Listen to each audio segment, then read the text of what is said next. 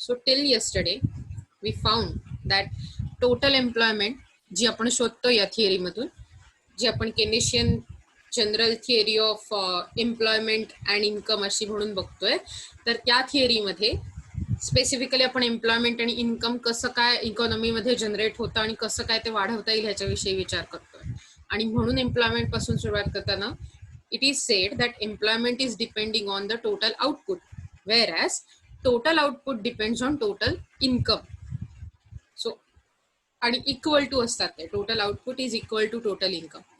That's why national income, that is total income, is equal to total employment. So जितकं तुमचं income असेल तितकीच तुमची एम्प्लॉयमेंट आपण पकडू शकतो किंवा पकडतो rather. Then this value of employment it depends on effective demand. आपण बघितलं इफेक्टिव्ह डिमांड म्हणजे 3 फॅक्टर मध्ये तयार होणारी actual demand, right? So that is desire, willingness to pay आणि ॲबिलिटी टू पे. या 3 गोष्टी एकत्र आल्या की मार्केटमध्ये जी ऍक्च्युअल डिमांड क्रिएट होते त्याला इफेक्टिव्ह डिमांड म्हणतात. Effective demand we can find it out at the point of equilibrium. This may not be full employment, पण इक्विलिब्रियम पॉइंट असू शकतो तो. ओके, इफेक्टिव्ह डिमांड ही 2 फॅक्टरची बनलेली असते, that is ASF ADF, aggregate supply curve किंवा ॲग्रिगेट सप्लाय फंक्शन आणि aggregate demand function. In a short run Keynes supposed that aggregate supply will be constant. So आपण ॲग्रिगेट सप्लाय फंक्शन विषयी जास्त विचार करत नाही, पण आपण ॲग्रिगेट डिमांड फंक्शन विषयी जास्त विचार करतो, which again aggregate demand function is very significant in this theory. So aggregate demand function हे एक्सपेंडिचर वर अवलंबून असतं. एक्सपेंडिचर 3 प्रकारचे असतात आपण बघितलंय, consumption, investment, government expenditure, CIG. त्यातलं गव्हर्नमेंट एक्सपेंडिचर गव्हर्नमेंटवर अवलंबून असतात, तर आपण त्याच्याविषयी विचार नाही करत. आपण विचार करतो कन्झम्पशन आणि आपण विचार करतो कन्झम्पशन आणि इन्व्हेस्टमेंट फंक्शन विषयी. आपण बघितलं कन्झम्पशन जे आहे ते दोन प्रकारच्या फॅक्टरवर अवलंबून असतं. पहिलं तर तुमच्या साईज ऑफ इन्कम, तुमचं इन्कम किती आहे, आणि दुसरं मार्जिनल प्रोपेन्सिटी टू कन्झ्युम, तुमची टेंडन्सी किती आहे कन्झ्युम करायची जेव्हा तुमचं इन्कम वाढतं. सो ॲज इट इज आपण बघितलं मार्जिनल प्रोपेन्सिटी टू कन्झ्युम कमी होत जाते जसजशी तुमचं इन्कम वाढतं, वेरॅज मार्जिनल प्रोपेन्सिटी टू सेव्ह म्हणजे सेव्हिंग करण्याची टेंडन्सी वाढत जाते. आपण उदाहरणं पण बघितली होती, आपण व्हिडिओ पण पाहिली होती, रेफरन्ससाठी तुम्हाला इथे साईट दिलेली आहे. ओके, याच्यानंतर जस्ट अ मिनिट. ओके,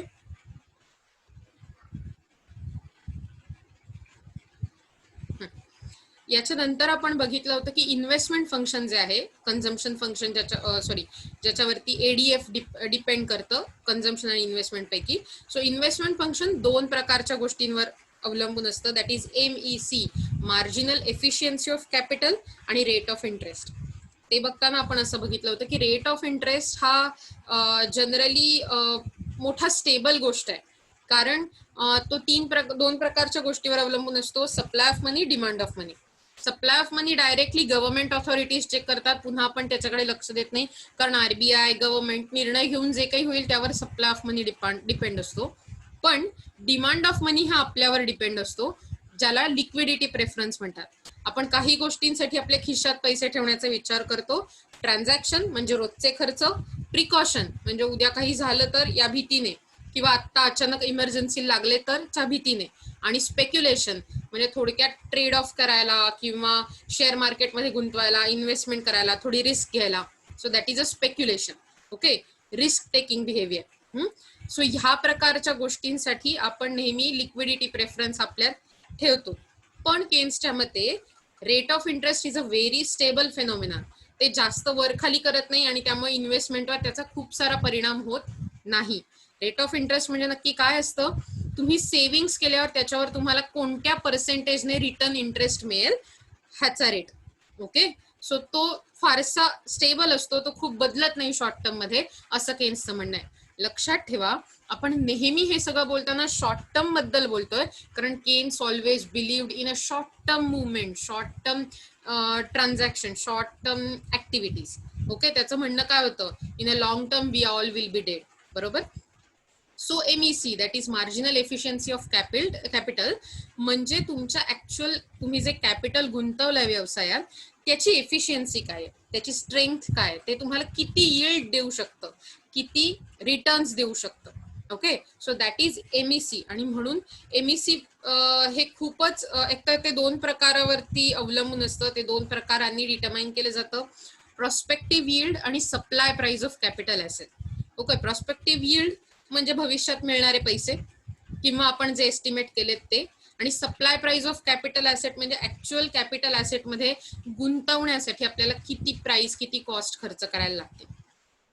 आणि ते खूपदा बिझनेस सायकोलॉजीवर अवलंबून असतं, जे लोक बिझनेस करतायत, जे लोक बिझनेस सांभाळतायत अशा मॅनेजर्सवर अवलंबून असतं.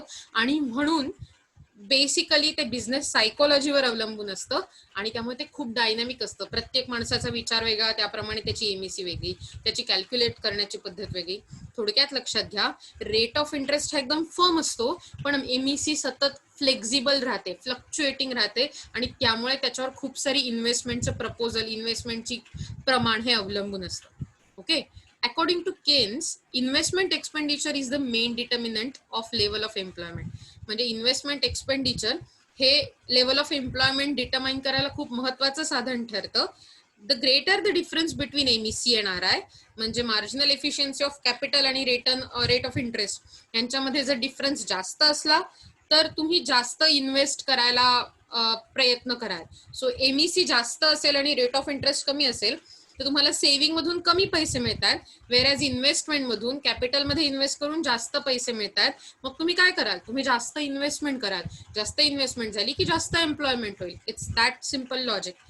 Since rate of interest is a stable in short run, rate of interest stable असतात शॉर्ट रन मध्ये, MEC which is unstable is the main determinant of investment function. त्यामुळे इन्व्हेस्टमेंट फंक्शनचं मेन डिटर्मिनंट काय होतं, marginal efficiency of capital. Okay, let's see ahead. मग आता MEC बद्दल थोडंसं बोलूया. लक्षात ठेवा, यातच तुमची शॉर्ट नोटची पण तयारी होऊ शकते. Write short note on MEC किंवा write short note on aggregate demand function.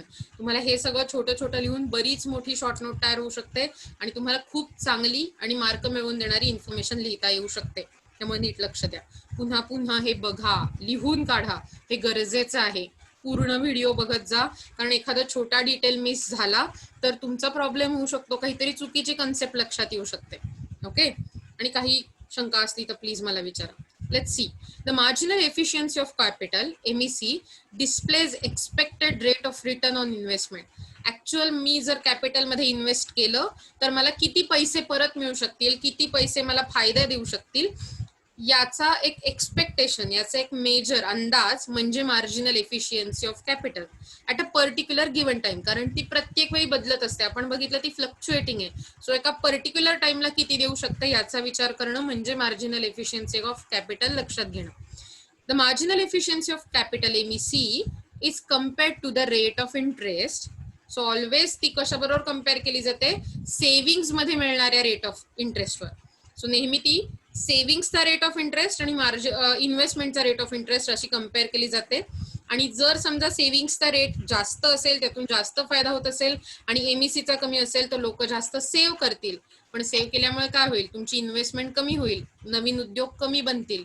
वेरॅज MEC जास्त असेल, सेव्हिंग कमी असेल तर लोक जास्त व्यवसायांमध्ये गुंतवणूक करतील, कमी सेव्हिंग करतील, आणि त्यामुळे एम्प्लॉयमेंट वाढेल. आणि मग आपण बघितली ती डिमांड, एम्प्लॉयमेंट वाढली की लोकांच्या खिशातले पैसे वाढतात, म्हणजेच पर्चेसिंग पॉवर वाढते.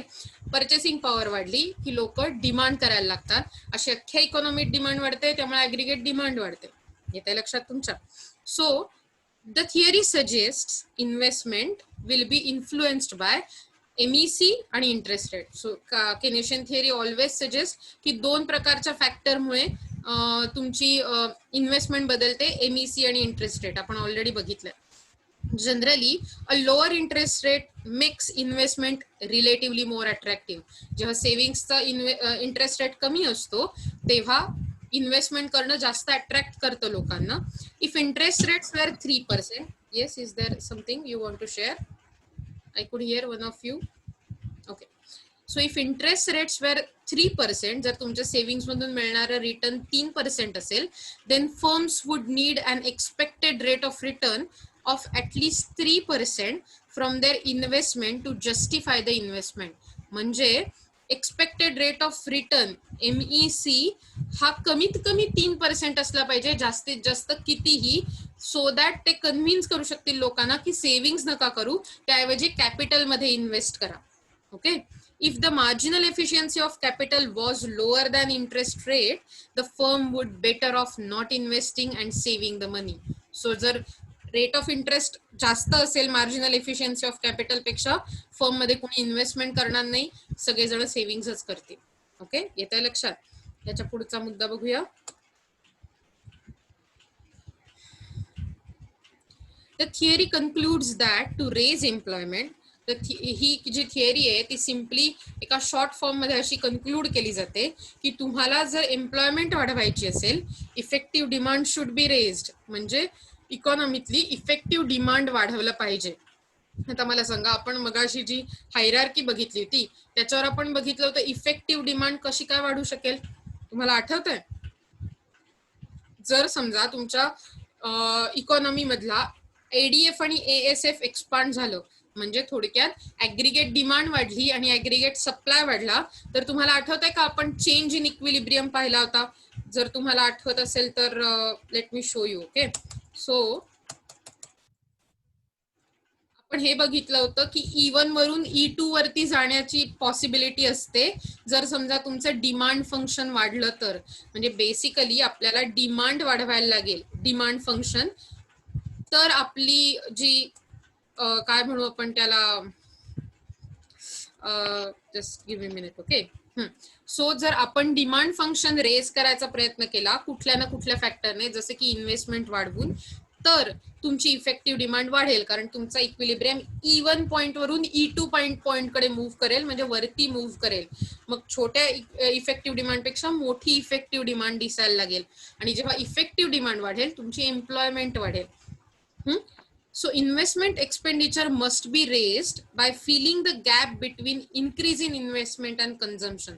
So त्यामुळे आपल्याला काय करायला लागेल की कन्झम्पशन आणि इन्व्हेस्टमेंट इन्क्रीज इन, म्हणजे आपल्याला काय करायला लागेल, इन्व्हेस्टमेंट आणि कन्झम्पशन हे जे दोन फॅक्टर आहेत त्यांच्यातली गॅप वाढवायला लागेल. सिम्पली सेइंग, कन्झम्पशनचा एक कर्व आपल्याला C चा असा दिसतो, जर तुम्हाला आठवत असेल तर. ओके, सो हा जर आपल्याला C चा कर्व दिसत असेल तर त्याच्याच बाजूने आपल्याला दुसरा एक कर्व दिसत असतो ज्याला आपण म्हणतो C+I. बरोबर, तुम्हाला आठवत आहे आपण डायग्राम मध्ये बघितलं होतं. सो आपल्याला काय करायला लागेल, जर समजा इथे छोटी गॅप दिसते ना ही, तर आपल्याला ती हळूहळू मोठी करायला लागेल, लाईक इथे झाली निर्माण. येतंय लक्षात? आणि आपल्याला आपल्या इक्विलिब्रियमला तिथे नेऊन पोहोचवायला लागेल जिथे आपली ती 45 डिग्री वाली लाईन इंटरसेक्ट होईल. म्हणजे पूर्वी जर माझा इक्विलिब्रियम कुठेतरी इकडे येत असेल तर आता तो इथे आला पाहिजे, सो दॅट माझी इफेक्टिव्ह डिमांड वाढेल. आणि जर समजा मार्केटमधली इफेक्टिव्ह डिमांड वाढली तरच तुमच्या मार्केटमध्ये एम्प्लॉयमेंट वाढेल. आपोआप एम्प्लॉयमेंट वाढते तसं इन्कम पण वाढणार आहे. Okay, lack of effective demand leads to unemployment. आणि ही थिअरी असं सजेस्ट करते, जर समजा इकॉनॉमीमध्ये इफेक्टिव्ह डिमांड नसेल तर तुमच्या इकॉनॉमीमध्ये मोठ्या प्रमाणावरती काय म्हणू आपण त्याला, अनएम्प्लॉयमेंट किंवा जॉब न मिळण्याचं प्रमाण वाढतं. सो ही आपण सगळी थिअरी बघितली, मी तुम्हाला मला वाटतं सांगितली. तुम्हाला लक्षात येत आहे का? तुमच्यापैकी कोणी मला एक्सप्लेन करू शकेल का ही थिअरी? टिप्स तुम्हाला विचारते मी, तुम्हाला कुणाला एक एक पॉइंट एक्सप्लेन करता येईल का? पहिला पॉइंट मला कोण एक्सप्लेन करेल मला सांगा, मी तुम्हाला एक्सप्लेन करायचा प्रयत्न केला. तुमच्या समोर आहे, तुम्ही मला सांगू शकता. Do you want to explain की मी तुम्हाला कंपल्सरी सांगायचंय की तुम्हाला गरजच नाहीये? सो मी इतकं चांगलं शिकवतोय असं म्हणायचंय तुम्हाला? Okay, Prachi, yes, do you want to speak something? Total employment is equal to total output and is equal to total income असते. Correct, very good. म्हणजे नॅशनल इन्कम म्हणजे टोटल एम्प्लॉयमेंट असते. Very good Prachi. मग आता मला सांगा, ही एम्प्लॉयमेंट कशावर depend असते? जरा सगळ्यांनी उघडा बरं तुमचे माईक आणि मला सांगा. आपण शो साठी नाही ना आलो इकडे लेक्चरला. सांगा मला जरा की टोटल तुमची जी काय म्हणू आपण त्याला, टोटल एम्प्लॉयमेंट आहे ती कशावर डिपेंड असते? दुसऱ्या पॉइंट मध्ये सांगितलंय effective demand. Correct, effective demand वरती डिपेंड असते, राईट. टोटल एम्प्लॉयमेंट तुमची इफेक्टिव्ह डिमांडवर अवलंबून असते. आता ही जी इफेक्टिव्ह डिमांड आहे ती दोन प्रकारच्या फॅक्टरवर अवलंबून असते.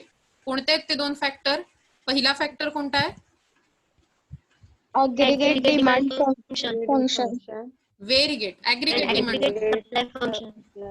आणि second aggregate supply function. Very good, aggregate supply function. So दोन फॅक्टरवर अवलंबून असते, aggregate demand function, aggregate supply function. आता आपल्याला इफेक्टिव्ह डिमांड मिळवण्यासाठी कुठलं रिलेशन लागतं? Aggregate demand function is equal to Aggregate supply function. Correct. So तुम्हाला इफेक्टिव्ह डिमांड तेव्हा मिळते जेव्हा ADF is equal to ASF. बरोबर. आता शॉर्ट पिरियड मध्ये केन्स म्हणतो की एएसएफ म्हणजे ऍग्रीगेट सप्लाय फंक्शन कॉन्स्टंट असतं, ते चेंज होत नाही. मग कोणतं चेंज होतं? Aggregate demand function. करेक्ट. मग ऍग्रीगेट डिमांड फंक्शन कोणत्या दोन फॅक्टरवर अवलंबून असतं? बघा बरं, ई पॉइंट कोणत्या दोन फॅक्टरवर? Size of income. Consumption and investment function. Very good, consumption and investment function. So मग त्याचे आपण दोन प्रकार करतो की कन्झम्पशन कोणत्या दोन फॅक्टरवर अवलंबून असतं? Size of income and marginal propensity of correct, marginal propensity to consume. Okay. So size of income म्हणजे तुमचं इन्कम केवढं मोठं आहे ते किंवा कमी आहे ते, जे काही असेल ते. आणि मार्जिनल प्रोपेन्सिटी टू कन्झ्युम म्हणजे टेंडन्सी, तुम्ही किती कन्झ्युम कराल जेव्हा तुमचं इन्कम वाढत जातं. बरोबर. आणि आपण नेहमीच बघितलंय की कन्झम्पशन पेक्षा जास्त इन्व्हेस्टमेंट फंक्शन तुमच्या ऍग्रीगेट डिमांड फंक्शनला अफेक्ट करतं. ओके. सो ऍग्रीगेट डिमांडला अफेक्ट करणारं जे इन्व्हेस्टमेंट फंक्शन आहे ते दोन फॅक्टरवर अवलंबून असतं. ते दोन फॅक्टर कोणत्या आहेत सांगा मला? marginal efficiency of capital and rate of interest. Rate of interest. बरोबर, एकदम करेक्ट. मग मला सांगा ह्यातला स्टेबल फॅक्टर कोणता आहे? मी तुम्हाला सांगितलं होतं. इंटरेस्ट. हा, रेट ऑफ इंटरेस्ट हा तुमचा स्टेबल फॅक्टर असतो. शॉर्ट टर्म मध्ये तो खूप चेंज होत नाही. पण तुमचा मग स्टेबल नसलेला, खूप फ्लक्च्युएटिंग असणारा फॅक्टर कोणता आहे? Marginal efficiency of capital. Very good. आणि जर समजा तुम्हाला जास्त इन्व्हेस्टमेंट हवी असेल तर काय मोठं पाहिजे, एमईसी की rate of interest?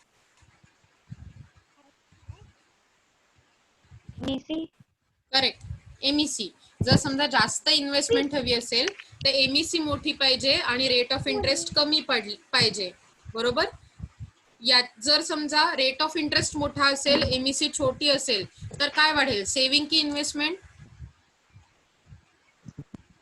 Saving. Correct, saving. Very good. आता मला सांगा की रेट ऑफ इंटरेस्ट हे दोन प्रकारच्या गोष्टींवर डिटरमाइन करता येतं असं म्हटलं गेलं. बरोबर. ते दोन गोष्टी, दोन फॅक्टर कोणते होते सांगा मला?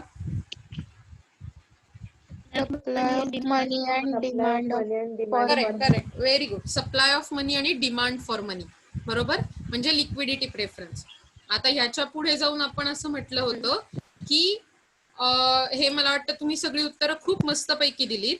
तर केन्सने लास्टली असं कन्क्लूड केलं होतं की तुमचं एम्प्लॉयमेंट हा फॅक्टर सगळ्यात जास्त कुठल्या गोष्टीवर डिपेंड करतो? Investment expenditure. Correct. Investment expenditure हे ऍक्च्युली एडीएफ ला डिपेंड करतं. In the sense aggregate demand फंक्शनला ते जास्त अफेक्ट करतं. पण तुमची एम्प्लॉयमेंट अफेक्ट होते इफेक्टिव्ह डिमांडमुळे. कशामुळे? Correct, effective demand. आणि इफेक्टिव्ह डिमांड आपल्याला मिळते जेव्हा ADF is equal to ASF असतं. येतंय लक्षात? त्यामुळे मार्केटमध्ये जेव्हा एम्प्लॉयमेंट वाढवायची असते, नोकऱ्या वाढवायच्या असतात, तेव्हा आपल्याला काय वाढवायला पाहिजे मार्केटमधली?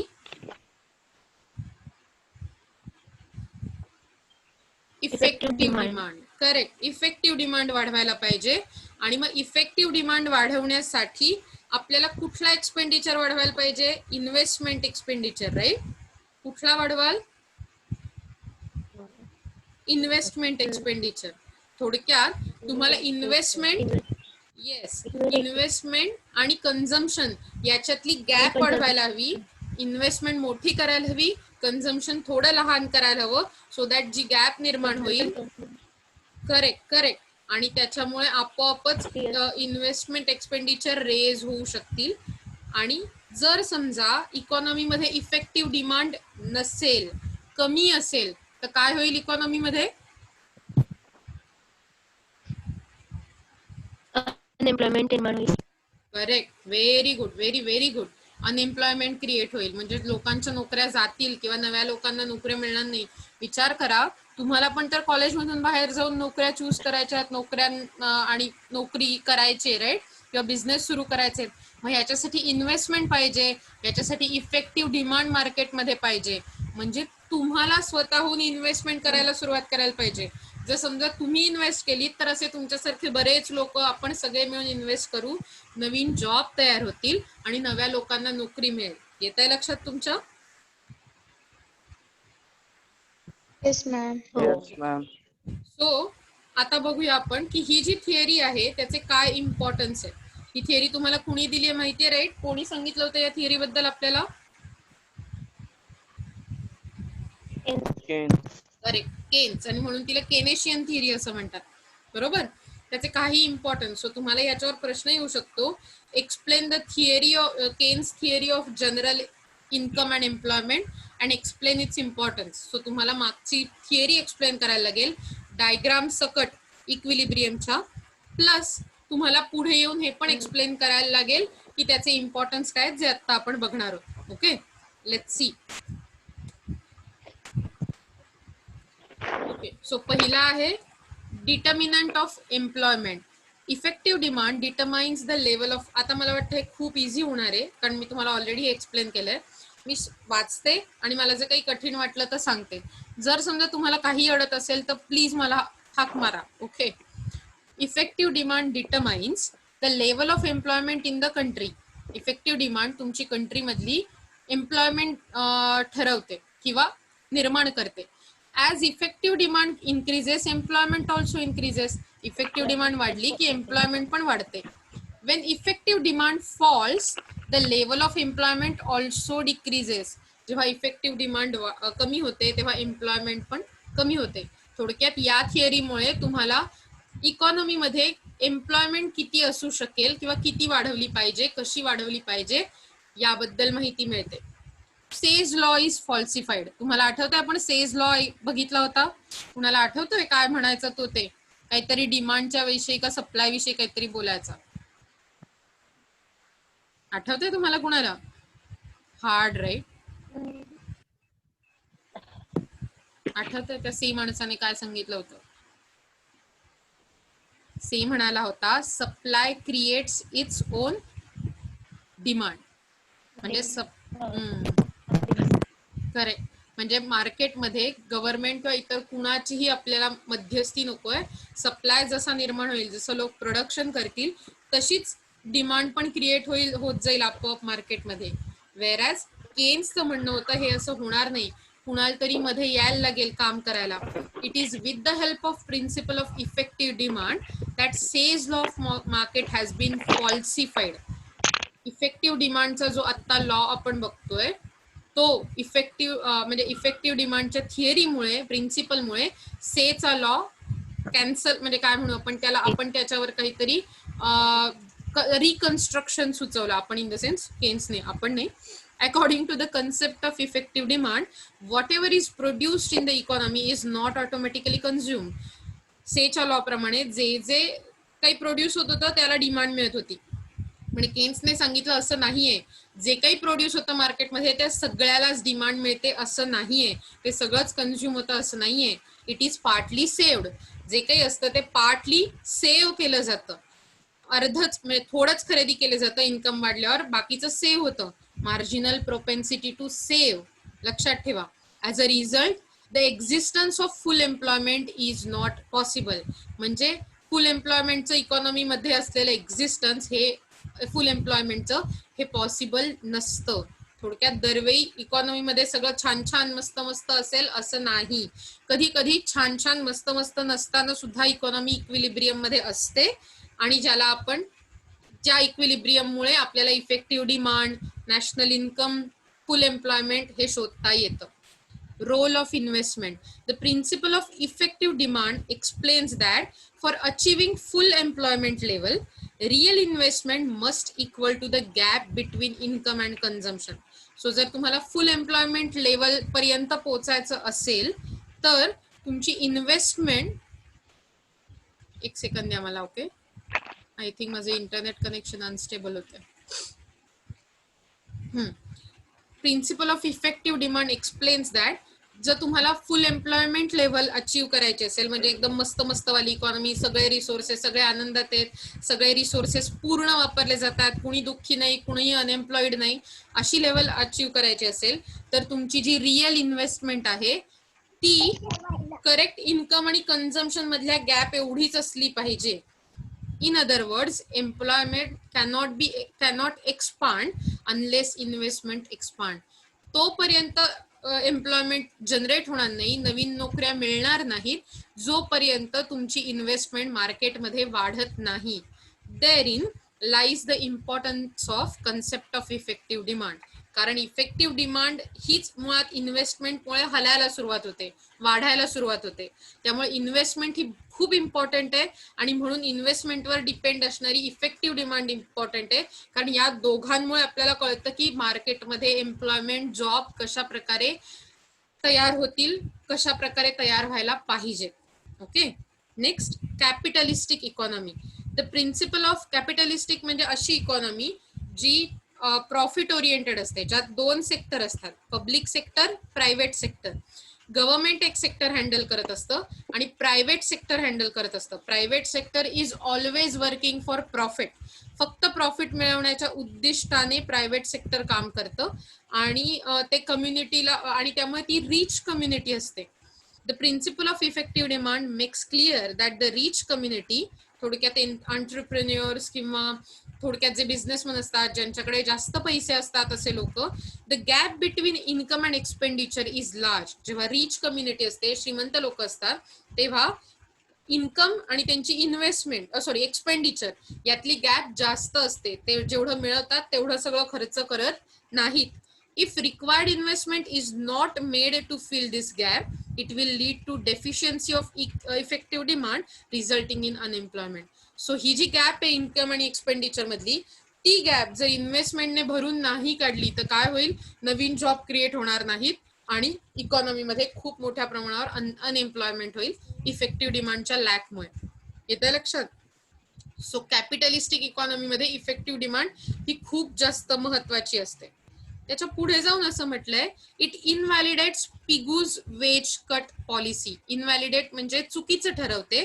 पिगू नावाचा जो एक अतिशय महान इकॉनॉमिस्ट होता, त्या इकॉनॉमिस्टने सांगितलं होतं वेज कट पॉलिसी. म्हणजे जर समजा अनएम्प्लॉयमेंट कमी करायची असेल, हा पण एक क्लासिकल इकॉनॉमिस्ट होता, त्याचं असं म्हणणं होतं की जर समजा तुम्हाला अनएम्प्लॉयमेंट कमी करायची असेल तर जर समजा तुम्ही एका वर्करला 10 रुपये देत असाल तर वेज कमी करा 5 रुपयापर्यंत, आपोआप 2 वर्करना जॉब मिळेल, 5-5-10 करून.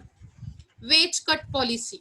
So as per Pigou, full employment will be attained by reducing wages. Wages कमी केल्यामुळे तुम्ही जास्त एम्प्लॉयमेंट निर्माण करू शकाल.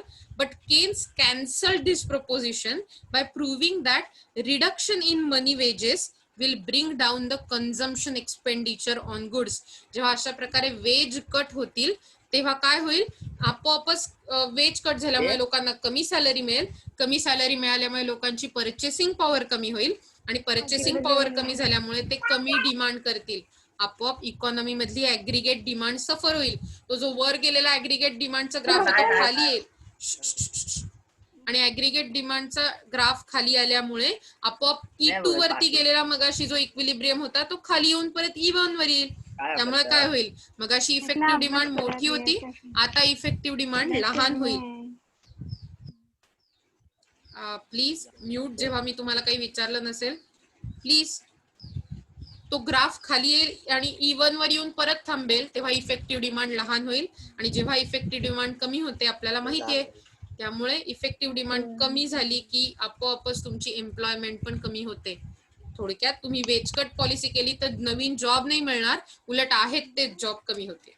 लोक म्हणतील अरे जर मला कमीच मिळणार आहे, पूर्वी 10 मिळत होते, आता जर 5 मिळणार आहे तर मी कशाला काम करू. तुमच्या लक्षात येतंय मी काय म्हणते ते. So this is about the importance of theory of effective demand. मला माहिती आहे आपण एका थिअरीवर अख्खं बोललो आणि त्याच्या बरोबरीने इफेक्टिव्ह डिमांडच्या इम्पॉर्टन्स बद्दल बोललो, पण जरा फिरायला जाऊया. पण फिरायला जाण्याआधी मला वाटतंय की आपण असं करू शकतो, आपण एकदा ह्या कोणत्याही थिअरीवर काही क्वेश्चन आहेत का किंवा ह्याच्याबद्दल विचार करू शकतो. मी या सुंदर जागेबद्दल तुम्हाला सांगणार आहे पुढच्या लेक्चरमध्ये. ह्या जागेला असं म्हणूया आपण पृथ्वीवरचा स्वर्ग म्हणू शकतो. ही खूप सुंदर आहे आणि ही खूप खरी जागा आहे. Okay, I am not telling. माझा क्लास चालू आहे. Please mute your self. Can you do that?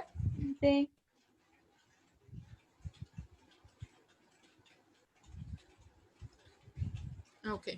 So please जेव्हा मी बोलत असेल तेव्हा ट्राय करा की तुम्ही स्वतःला म्यूट ठेवू शकाल. चालेल राईट? आपल्याला प्रॉब्लेम होतील. सो तुम्ही नेहमीच कुठे ना कुठेतरी सुट्टीवर जाता. तुम्ही सुट्टीवर गेला असाल आजपर्यंत सगळेजण? Have you? Yes. Correct. So जेव्हा सुट्टीवर जातो आपण तेव्हा तुम्हाला असे बीचेस बघायला आवडतात, थंड हवेची ठिकाणं बघायला आवडतात. तुम्ही तुमच्या नातेवाईकांकडे जाता, म्हणजे मामाकडे, मावशीकडे, बुवा, चाची, किसी के पास जाते हो आप, राईट? तुम्ही गेलाच असाल ना कधी ना कधीतरी, आणि मग तिथे फारच सुंदर असं जागा असते, बरोबर? आपण पुढच्या लेक्चरमध्ये अशीच एक जागा बघणार आहोत, ती अतिशय भारी आहे.